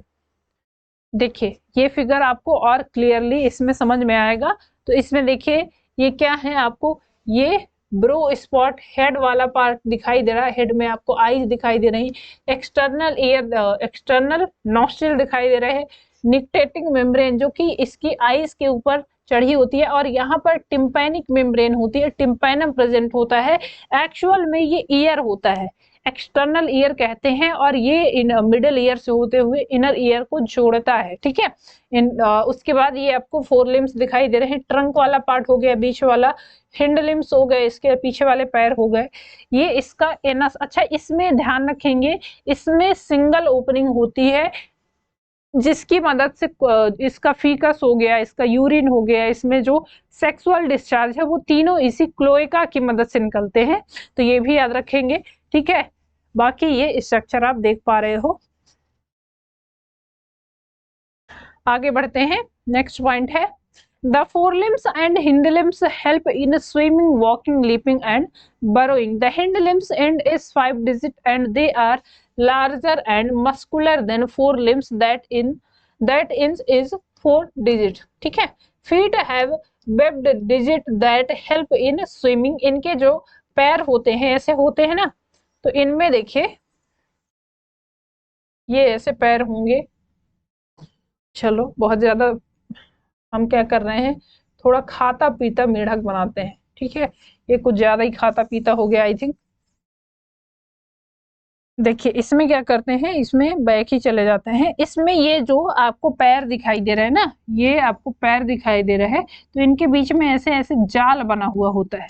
ये जाल काम क्या करता है, तो ये इनको तैरने में हेल्प करता है। जब ये स्विम कर रहे होते हैं, तैर रहे होते हैं, ये जाल हो गया, तो ये इनको तैरने में ऐसे हेल्प करता है। ठीक है, बीच बीच में ऐसे जाल इनमें बना हुआ होता है। चलिए ठीक है, आगे बढ़े, नेक्स्ट पॉइंट देखते हैं। अगला पॉइंट है frogs is exhibited sexual dimorphism. Sexual dimorphism का मतलब है कि इनमें मेल एंड फीमेल फ्रॉग अलग अलग दिखाई देते हैं। कैसे? देखिए, male frogs can be distinguished by the presence of sound producing vocal sac and also a copulatory pad on the first digit of 4 limbs which are absent in female frogs. ठीक है। तो फीमेल फ्रॉग्स में generally ना तो vocal sac होता है और ना ही उनमें कॉपुलेटरी पैड होता है। Copulatory pad of male frog ये आपको ऐसे 4 लिम्स में दिखाई देता है। 4 लिम्स ऑफ फ्रॉग के ये आपको कॉपुलेटरी पैड दिखाई देता है। और इसका काम क्या करता है तो देखिए एक टाइप का क्या है, देखिए इसको और आगे देखते हैं। ये देखिए ये आपको दिखाई दे रहा है ना, तो ये अगर आपको ये खैर स्ट्रक्चर आपको ऐसे दिखाई दे रहा है तो ऐसा लग रहा है जैसे इसने माउथ में कुछ पकड़ा है, बट एक्चुअल में ये क्या है, एक्चुअल में ये एक टाइप का वोकल सैक है जो ये इसके माउथ में, अब इसमें क्या करता है ये हवा भर लेता है, उसके बाद इसमें से हवा जब निकलती है तो इसमें से एक साउंड प्रोड्यूस होता है जिसको आप सिर्फ और सिर्फ मेल फ्रॉग में देख पाओगे। ठीक है, तो मेल फ्रॉग में ये वोकल सैक देखने को मिलता है। ये फ्रॉग वैसे अलग अलग स्पीसीज में अलग अलग टाइप के वोकल सैक देखने को मिलते हैं। ये राना टिग्रीना नहीं है, ये अलग स्पीसीज है फ्रॉग की। तो उसमें आपको ऐसे दिखाई दे रहे हैं। एक फ्रॉग ये देखिए, इसमें भी आपको ये वाला पार्ट जो दिखाई दे रहा है ना, ये वाला पार्ट ये क्या है, तो ये इसका क्या है तो ध्यान रखेंगे, ये इसका वोकल सैक है। यहाँ पर इसने क्या किया है, यहाँ पर इसमें एयर भर रखी है। अब जब ये एयर को रिलीज करेगा तो उसके बाद टर्र की आवाज जाएगी। तो जो टर्र वाली आवाज आती है, टर्र टर्र जो मेढक की होती है, एक्चुअल में वो मेल फ्रॉग की होती है। अच्छा एक चीज और याद रखेंगे, मेल फ्रॉग की ये आवाज सुन के जो फीमेल्स होती हैं उनको पता चलता है कि अच्छा मेल फ्रॉग यहीं कहीं आसपास है। तो वो सेक्सुअल रिप्रोडक्शन के लिए भी एक तरह से इंडिकेशन होता है ना, एक तरह से सूचना दी जाती है कि अच्छा भैया हम यहाँ पर प्रेजेंट है, आना है जिसको तो आ जाए। तो ये भी होता है मेल फ्रॉग में, इसको ये भी माना जाता है। क्लियर, चलिए vocal sac A flap of skin in front of their thorax which allow frog to croak till trill and rabbit. How frog inhale? Frog कैसे इनहेल करते हैं, मतलब कैसे वो सांस लेते हैं। तो देखिए vocal sag filled with air, vocal sag stretch out like a balloon which is mouth closed. Frog forces air from this sac back and forth over its vocal cords, producing a loud repetitive sound जिसको क्या कहते हैं, टर टर की आवाज कहते हैं। तो वो इसी वोकल कार्ड की वजह से होता है, वोकल सैक की वजह से होता है। इसमें एक बैलून लाइक स्ट्रक्चर बन जाता है। इसमें देखिए ना, इसमें आपको ये दिखाई दे रहा है ना जैसे कि कोई गुब्बारा फूला हुआ है, तो इसमें चूंकि एयर भरी होती है इसी वजह से ये ऐसे फूल जाता है। अब इसको सांस लेना है तो ये क्या करता है, इस वोकल सैक से इसको जो एयर है उसको अंदर की तरफ प्रेशर लगा के अंदर की तरफ डालता है। ठीक है, तो ये प्रेशर यहाँ से लगाएगा और ये एयर जाएगी अंदर। ये एयर जब अंदर जाती है, या फिर कह सकते हैं यहाँ से जब खाली होगा तो यहाँ से एक साउंड निकलता है जो कि कैसा होता है, टर टर वाली आवाज आती है। ठीक, तो ये भी याद रखेंगे। चलिए अब देखते हैं आगे और point. There are no scales in their skin, इनकी स्किन में कोई भी स्केल्स नहीं देखने को मिलेंगे। क्यों? क्योंकि इनकी स्किन मॉइस्ट होती है। अच्छा दूसरी चीज, इनके स्केल्स नहीं होते हैं लेकिन बड़े बड़े धब्बे जरूर होते हैं, है ना। नेक्स्ट पॉइंट है body is bilaterally symmetrical compressing of head and trunk. इनकी बॉडी बाइलेटरली सिमेट्रिकल होती है, मतलब कि अगर इनकी बॉडी को आप ऐसे बीच से कट करते हो ना, ये बीच से अगर कट कर दिया तो ये 2 इक्वल पार्ट में डिवाइड हो जाएगा। इसको बाइलेटरली सिमेट्रिकल एनिमल्स कहा जाता है। जैसे ह्यूमंस की बॉडी हो गई, तो ह्यूमंस की बॉडी को भी आप जब ऐसे बीच से अगर यहाँ से हम कट कर रहे हैं तो 2 इक्वल हाफ्स में डिवाइड हो जाएगी हमारी बॉडी। ठीक, the head is semi circular in shape, इनका हेड है तो वो सेमी सर्कुलर शेप में होता है। Anteriorly the head is produced into a snout. ठीक है, एंटीरियरली इनका हेड क्या है, एक स्नॉथ जैसा दिखाई देता है।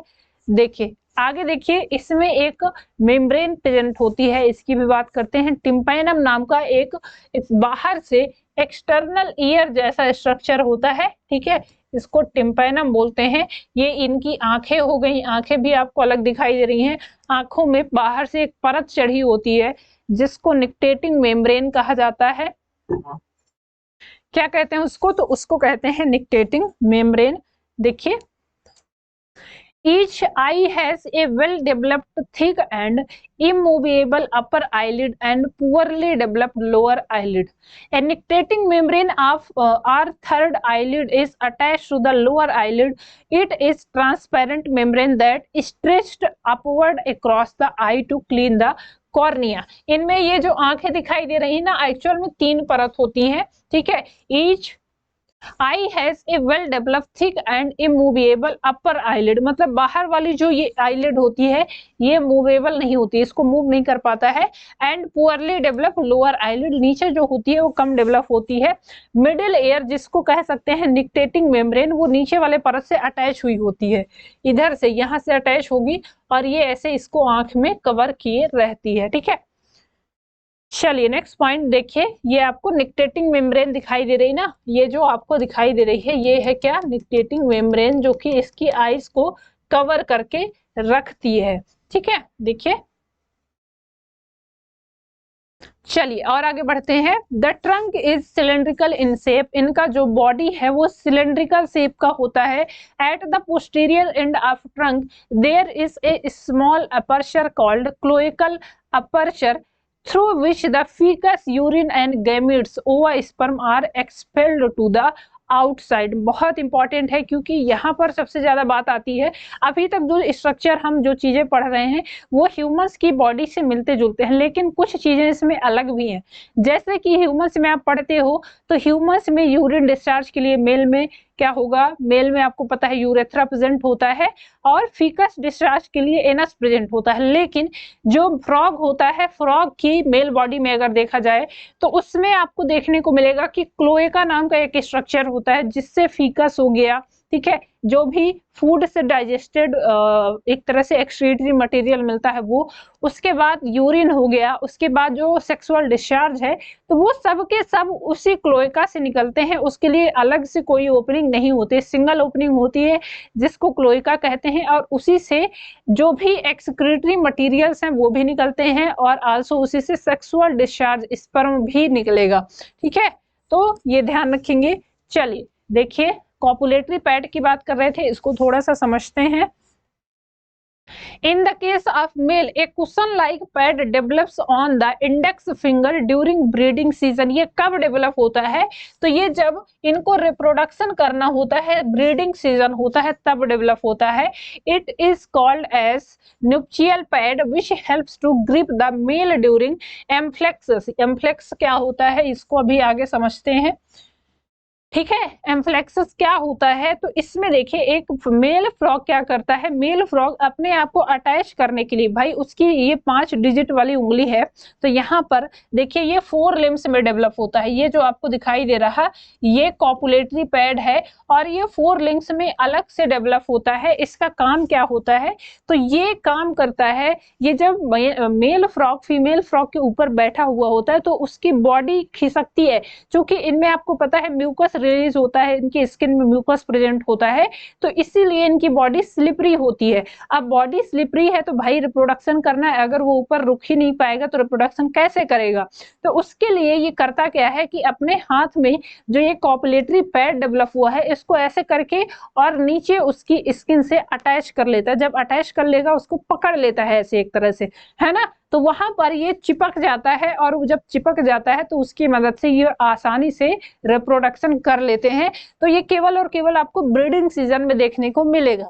The male is smaller in size, male as compare to female क्या होगा, साइज में छोटा होगा।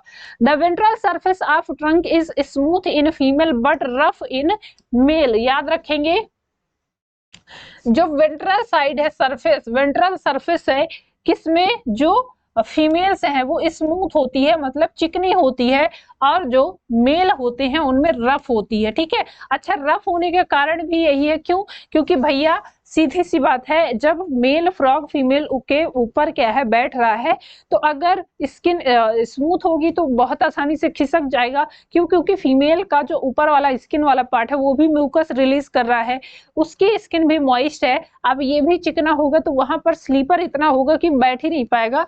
तो ये भी एक इनमें रिप्रोडक्शन के दौरान आपको ऐसा देखने को मिलेगा। The male has 2 vocal sac located near the angles of jaw, ठीक है। इनमें मेल्स में वोकल सैक भी दिखाई देते हैं जिसकी वजह से ये आवाज निकालता है, तो ये जॉ के पास दिखाई देते हैं कॉपुलेटरी पैड। और आप अच्छे से देखिए इसको, ठीक है, वैसे अलग ही दिख रहा है, थोड़ा सा अजीब लग रहा है, बट फिर भी हमको पढ़ना है, समझना है, इंटरेस्टिंग है। तो ये आपको क्या दिखाई दे रहा है, ये है कॉपुलेटरी पैड, ठीक है, जो कि आपको दिखाई दे रहा है ना, ये अंगूठे वाली संरचना हो गई। तो अंगूठे के पास, अब आप ऐसे समझिए ये इसका हाथ है तो ये अंगूठा है, तो यहाँ पर ये कॉपुलेटरी पैड अंगूठे के ऊपर डेवलप हुआ होता है और इसको ये चिपकाने का काम करता है। आगे देखते हैं कैसे। देखिए ये कॉपुलेटरी पैड दिखाई दे रहा, ठीक है, ये इसका अंगूठा हो गया, तो ये यहाँ पर ये आपको कॉपुलेटरी पैड दिखाई दे रहा, ये आपको रियल इमेज दिखाई दे रही है एक मेढक के पैर की, ठीक है। चलिए नेक्स्ट पॉइंट देखिए। देखिए ये आपको दिखाई दे रहा ना, ये कॉपुलेटरी पैड डेवलप है। The male enlarged thumb has a patch of textured skin called a nuptial pad.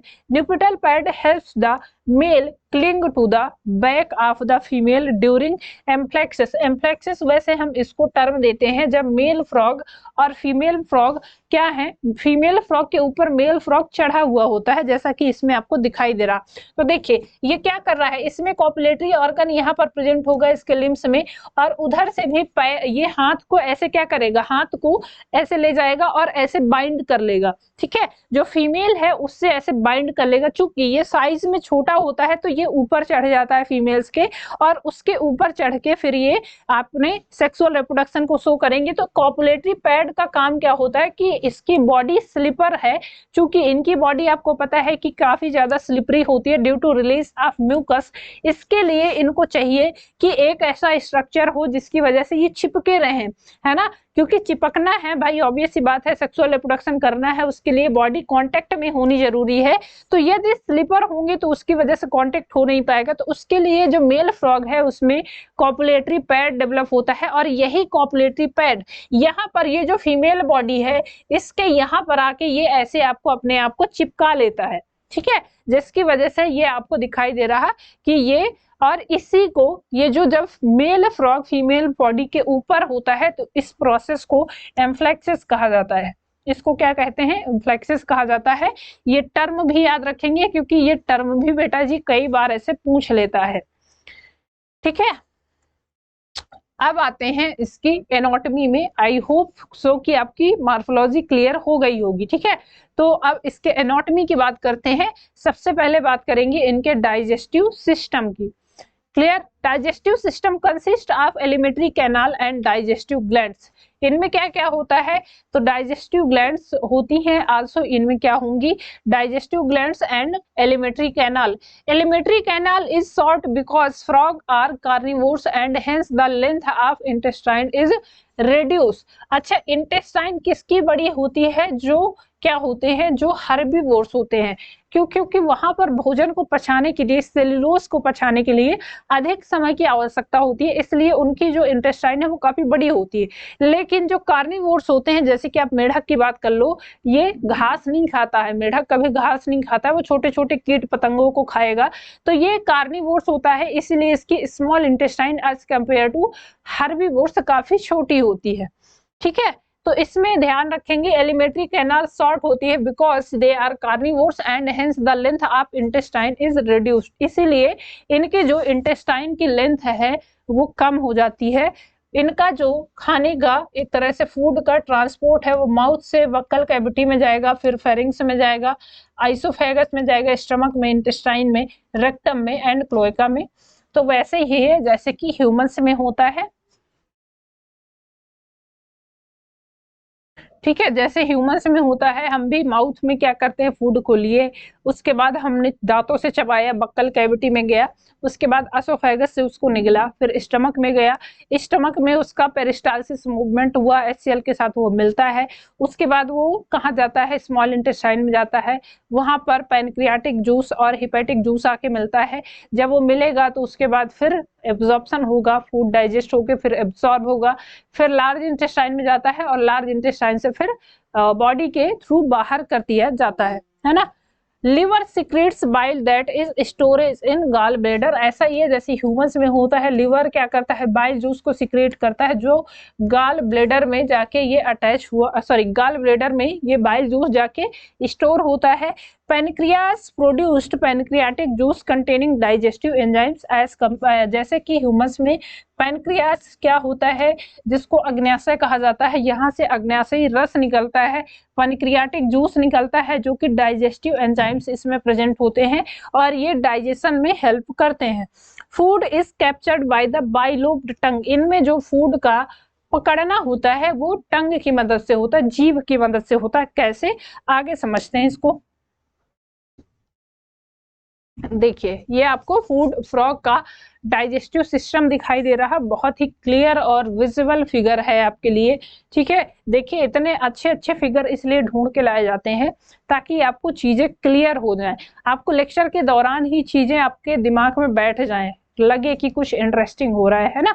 वैसे ही जैसे क्या होता है कि हम लोग का जो दिमाग है वैसे काम करता है, जैसे जो ऐसा बोला जाता है या ऐसा साइंटिस्ट ने रिसर्च पे पाया है कि जो लेफ्ट हैंड से लिखने वाले होते हैं उनका राइट दिमाग अच्छा चल रहा होता है और जो राइट हैंडेड होते हैं उनका लेफ्ट दिमाग काम कर रहा होता है। तो अब ऐसा होता है कि जब एक टाइप से आप सोच रहे हो, लिख रहे हो, तो दूसरे टाइप का जो ब्रेन है आपका वो, या दूसरा साइड का जो ब्रेन है उसको कुछ और दो काम। तो देखिए जब आप पढ़ रहे हो तो पढ़ने के लिए मान लीजिए राइट वाला यूज कर रहे हो, तो जब आपको फिगर भी देखना है तो फिगर आपके लेफ्ट वाले पोर्शन में स्टोर हो रहे हैं, जिसकी वजह से आपको दोनों चीजें इंटरकनेक्टेड होंगी और जब इंटरकनेक्टेड हो जाएंगी तो चीजें और आसानी से याद रहती हैं। इंटरेस्टिंग लगता है। अभी कुछ लोग को यहाँ पर आई नो कि बोरिंग लग रहा होगा, क्लास बोर लग रही होगी, क्यों? क्योंकि यहाँ पर पढ़ाई की बात हो रही तो मन नहीं लग रहा है।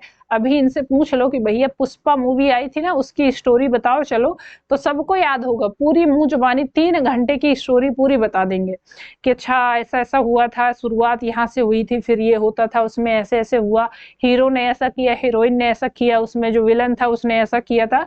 तो वो सारी कहानी याद होगी। क्यों? क्योंकि जब आप वो मूवी देख रहे थे या जब सिनेमा हॉल में बैठ के मूवी देख रहे थे, अगल बगल कोई बात भी कर रहा होता है तो उसके बाद आप चुप करवा देते हो, भैया बात मत करो, मूवी चल रही है ना, डिस्टर्ब मत करो यार, सुनाई, तुम क्यों डिस्टर्ब कर रहे हो, तुम्हारी आवाज कान में आ रही है तो वो वाली चीजें हमको डिस्टर्ब नहीं कर रही है ना, हमको उस पर ध्यान लगाना है। तो चूंकि आपका ध्यान वहां पर पूरी तरह से केंद्रित था, आपको उस चीज पर इंटरेस्ट था, आपको लग रहा था वाह कितनी मजा आ रही है, मार धाड़ चल रही है ना, तो वो मूवी आपको देखने में इसीलिए इंटरेस्टिंग लगी और इसीलिए आपको याद है क्योंकि आप पूरे मन से, पूरी तरह से उसमें अपना ध्यान केंद्रित करके देख रहे थे।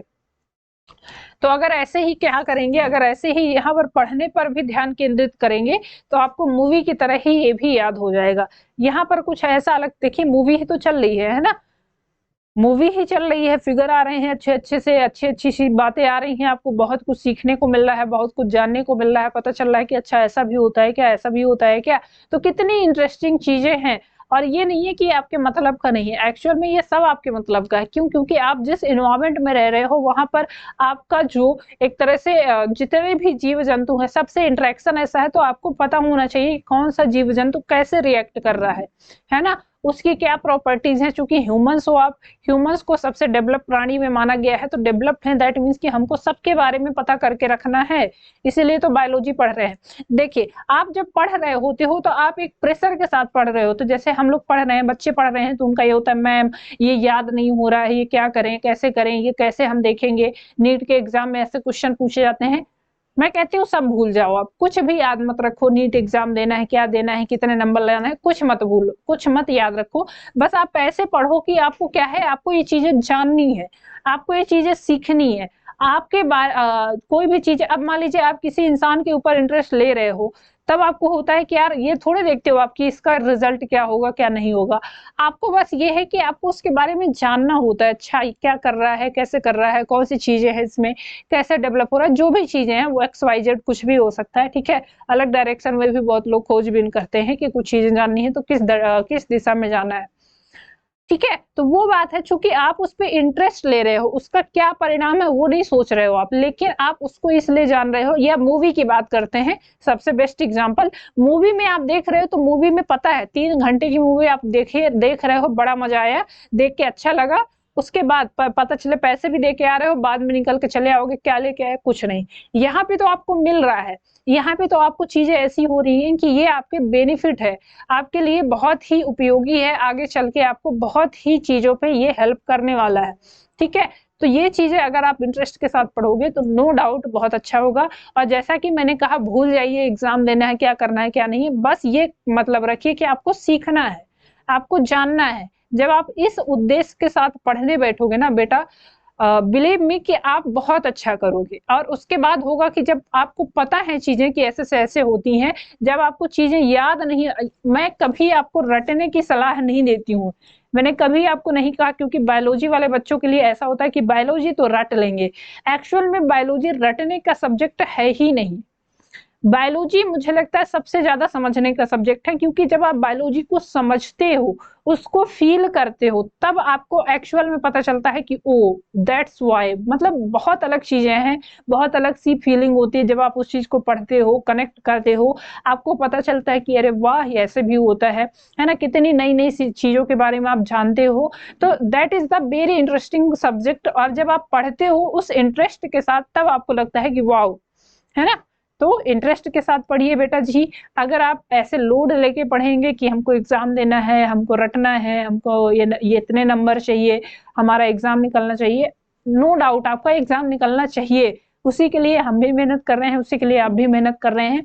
लेकिन सिर्फ एग्जाम निकालना आपका उद्देश्य नहीं है, आपको सीखना है चीजें। क्योंकि अभी आप जब मेडिकल कॉलेज में जाओगे, इसके बाद MBBS करोगे, तो वहां पर भी आपको सिखाया जाएगा, रटाया नहीं जाता है। ठीक है, चलो लेक्चर हो गया बहुत ज्यादा, आते हैं टॉपिक पे।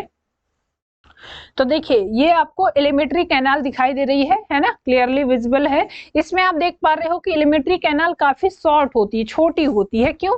क्योंकि ये कार्निवोर्स होता है, और कार्निवोर्स में जो एलिमेंट्री कैनाल होती है उसमें जो स्मॉल इंटेस्टाइन, ये वाला पार्ट आपको दिखाई दे रहा, ये पार्ट है स्मॉल इंटेस्टाइन का, तो ये काफी शॉर्ट होता है, क्योंकि यहाँ पर भोजन को पचने के लिए ज्यादा समय की आवश्यकता नहीं होती है। हर्बीवोर्स में सेलुलोज होता है, और सेलुलोज को डाइजेस्ट करने के लिए ज्यादा टाइम होता है, ज्यादा समय की आवश्यकता होती है, इसीलिए स्मॉल इंटेस्टाइन उसका क्वाइल्ड होता है, ज्यादा बड़ा होता है। लेकिन जो कार्निवोर्स होते हैं उसमें भोजन आसानी से पच जाता है, इसीलिए इनमें स्मॉल इंटेस्टाइन छोटी होती है। ठीक है, चलिए और आगे बढ़ते हैं, देखते हैं डाइजेस्टिव सिस्टम की बात कर रहे थे ना, डाइजेशन की बात कर रहे थे।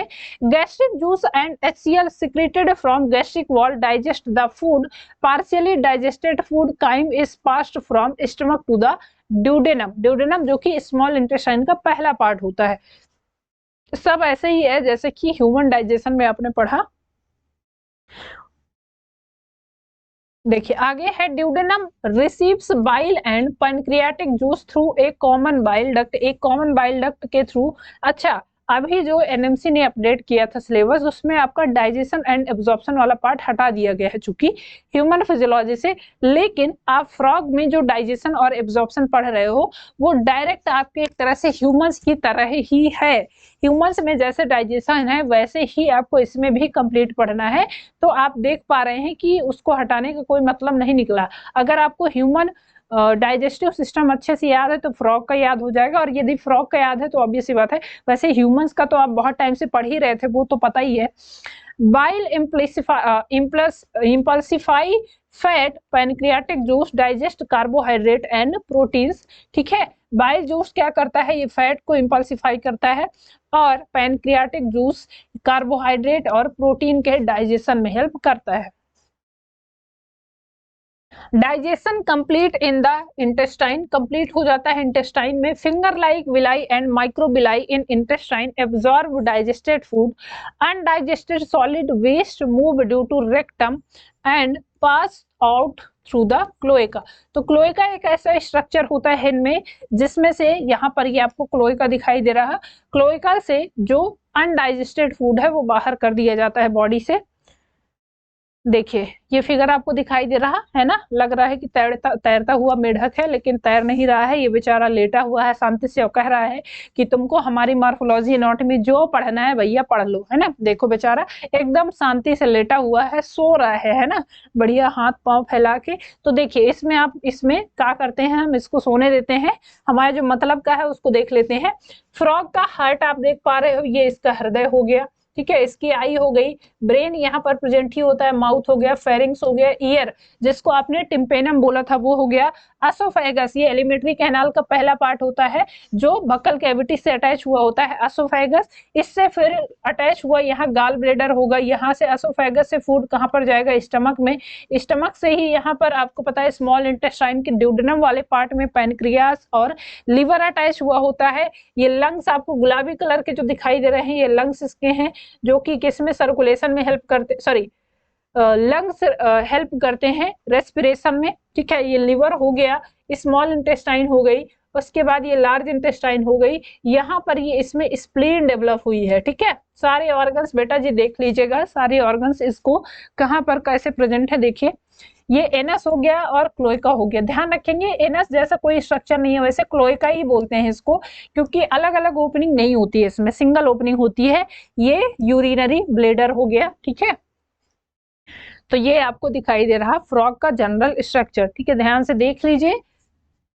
चलिए और आगे बढ़ते हैं। ये आपको दिया है, ये फिगर आपको एनसीईआरटी में दिया है, तो ये एनसीईआरटी वाला फिगर भी आप बहुत अच्छे से देखेंगे, क्योंकि अगर क्वेश्चन आपसे पूछा जाएगा वो भी फिगर वाइज, तो वो आपसे सिर्फ और सिर्फ एनसीईआरटी के फिगर से ही पूछा जाएगा, ठीक है। तो एनसीईआरटी के जो फिगर मैं बताती हूँ इसीलिए बहुत अच्छे से क्लियरली उसको समझाती हूँ ताकि आपको याद रहे, क्योंकि अगर फिगर वाइज क्वेश्चन पूछते हैं तो वो एनसीईआरटी से ही एग्जामिनर उठाते हैं। चलिए देखिए, ये हार्ट ऊपर दिखाई दे रहा है, ये आपको गाल ब्लेडर हो गया, ये लंग्स हो गए, ठीक है। ये क्या है, फैट बबल्स प्रेजेंट है, किडनी हो गई, यूरेटर हो गए। किडनी से डायरेक्ट ये क्या है, यूरेटर लगा हुआ होता है, आपको पता है, और ये आके यूरिनरी ब्लेडर में खुलता है। ये क्लोएका है, सिंगल ओपनिंग जहां से यूरिन, फीकस और सेक्सुअल डिस्चार्ज निकलता है, ठीक है। एसोफेगस इधर दिखाई दे रहा है, ये लिवर हो गया, स्टमक हो गया, स्मॉल इंटेस्टाइन, लार्ज इंटेस्टाइन और रेक्टम हो गया। रेक्टम के बाहर फिर ये जाके खुलता है रेक्टम क्लोएका में, और क्लोएका से ही जो भी एक्स्ट्रा अनडाइजेस्टेड फूड है या फिर कह सकते हैं जो फीकस है वो इसी क्लोएका की मदद से, ये क्लोइकल अपर्चर देखने को मिल रहा है, तो इसी क्लोइकल अपर्चर की मदद से ये बाहर बॉडी से निकाला जाता है, ठीक है। तो बेटा जी ये ध्यान से देख लीजिएगा, क्योंकि ये पूछा जाएगा अगर आपसे एग्जाम में क्वेश्चन पूछा जाता है अगर फिगर से रिलेटेड, तो ऐसे ही क्वेश्चन पूछेगा। चलिए एक और बहुत ही बेहतरीन आपको दिखाई दे रहा 3D इमेज, तो इसमें आप देख पा रहे हैं ये इसका एलिमेंट्री कैनाल हो गया पूरा, और इसमें आपको ये डाइजेस्टिव ग्लैंड्स दिखाई दे रही हैं, ठीक है। ये पूरा डाइजेस्टिव सिस्टम आपको दिखाई दे रहा है, क्लियर। चलिए और आगे बढ़ते हैं।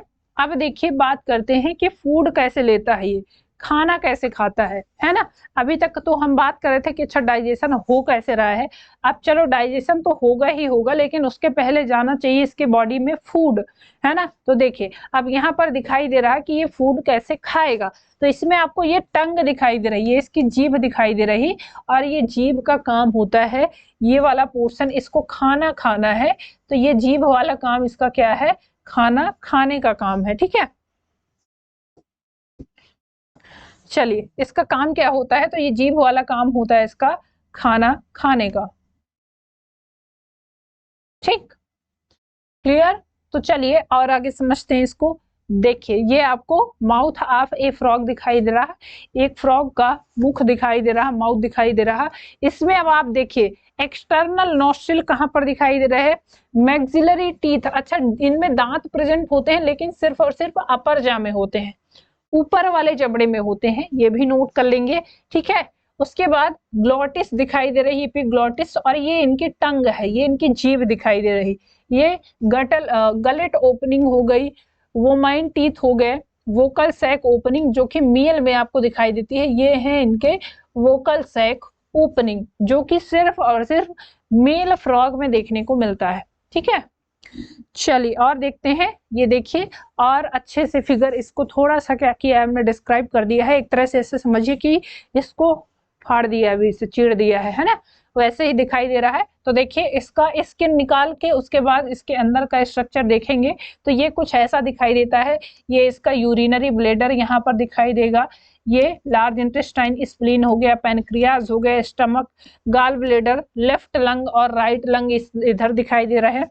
ये फैट बॉडीज है, ड्यूडेनम है, स्मॉल इंटेस्टाइन है, राइट लोब ऑफ क्या है, modern lobe of liver, liver है ये आपको दिखाई दे रहा, और लेफ्ट लोब ऑफ लिवर, ठीक है। तो ये पूरा का पूरा स्ट्रक्चर आपको दिखाई दे रहा। चलिए आगे पॉइंट देखते हैं। Liver secretes bile that is stored in the gall bladder. Pancreas का काम क्या होता है? Pancreas produce pancreatic juice containing digestive enzymes. Food is captured by the bilobed tongue. Food कैसे पकड़ा जाता है? तो बाइलोब्ड टंग होती है, जीभ होती है, जिसको ये ऐसे फेंक के मारता है ना। आगे देखते हैं कैसे पकड़ता है। तो ऐसे क्या करेगा? इंसेक्ट को पकड़ेगा।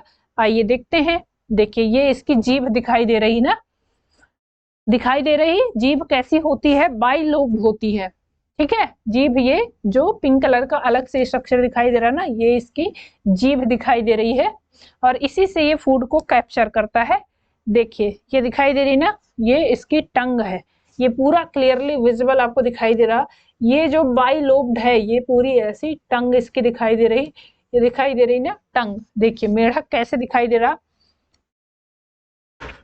कैसे मुंह फाड़ के बैठा है। अब इसको भूख लगी है, चाहिए कि कुछ खाने को मिल जाए, है ना। जीभ बेचारा निकाल के बैठा है, कह रहा है कि आओ भैया कोई भी इंसेक्ट मिले और उसको मैं अपना आहार बनाऊं, है ना। चलो देखो ये आपको दिखाई दे रहा ना, कैसे एक गुलाटी मार रहा है मेढक और इसको लग रहा है कि भैया एक इंसेक्ट मिला, तो इसने अपनी जीभ को ऐसे फेंका और उस इंसेक्ट को कैप्चर किया और उसको खा लिया। अच्छा, यहाँ पर आप देख पा रहे हो कि इसकी जो जीभ है वो लंबी है और ये क्या करता है? इस इंसेक्ट को ट्रैप कर रहा, पकड़ा, ठीक है। लेकिन इसको पकड़ के डायरेक्ट निगल नहीं जाता है, क्या करता है? तो इसको ध्यान रखेंगे। अब मान लीजिए छोटा छोटा इंसेक्ट ये पकड़ के खाता है, तो जिन इंसेक्ट को ये पकड़ता है उनकी भी तो भाई बचाने की क्षमता होगी, वो भी फड़फड़ाते हैं, तो वो भी छूटने का प्रयास करते हैं। लेकिन इसकी जो जीभ होती है वो स्टिकी नेचर की होती है। स्टिकी मतलब कि चिपचिपी होती है या फिर ऐसे ग्लूई होती है। ग्लू समझते हैं आप? ग्लू जिससे क्या करते हैं, चिपकता है कोई पदार्थ, तो वैसा ही होता है।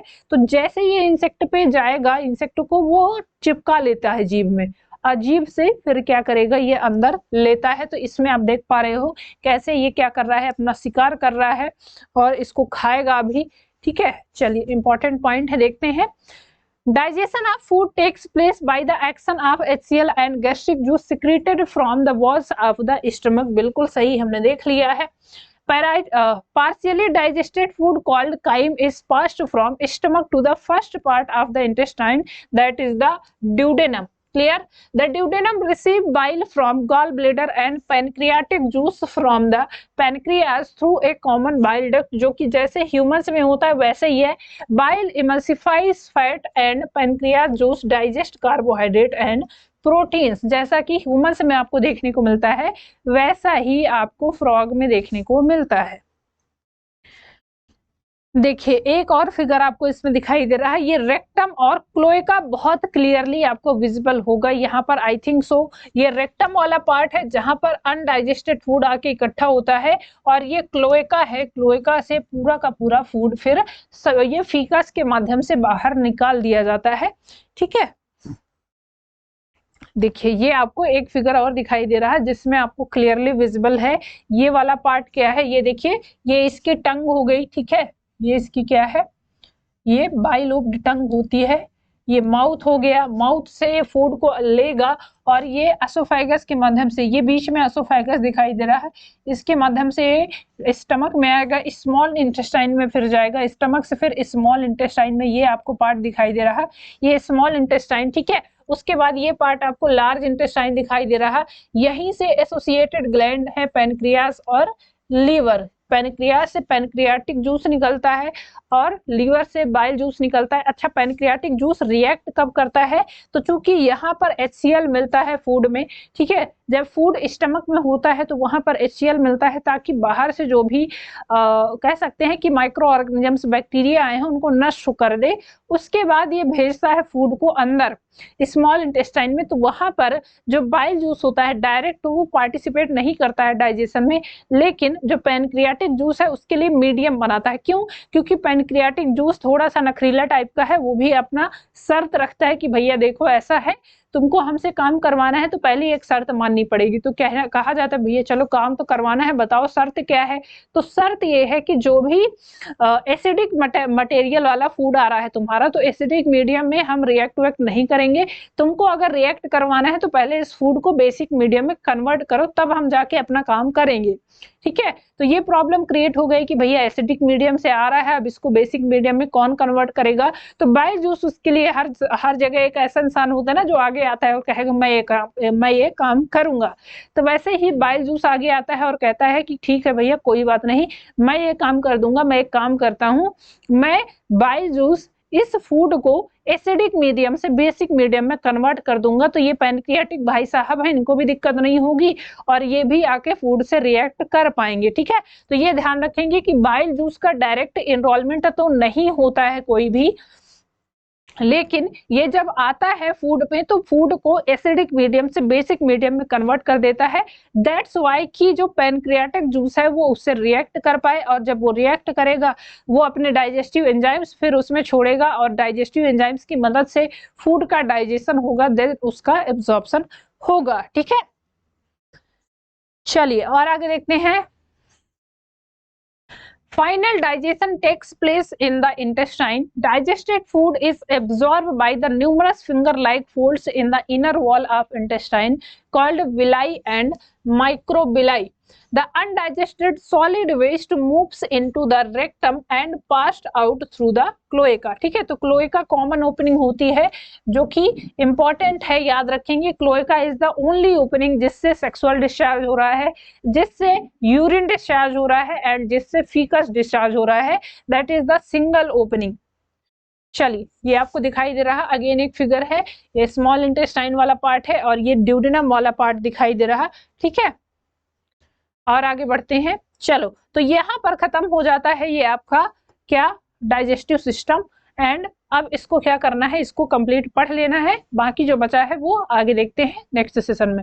ठीक है, तो चलिए पढ़ते रहिए। All the best, thank you class, मिलते हैं आपसे नेक्स्ट सेशन में। बाकी जो बचा है उसको नेक्स्ट सेशन में कंप्लीट कर लेंगे। ठीक है, तो चलिए पढ़ते रहिए। All the best, thank you class.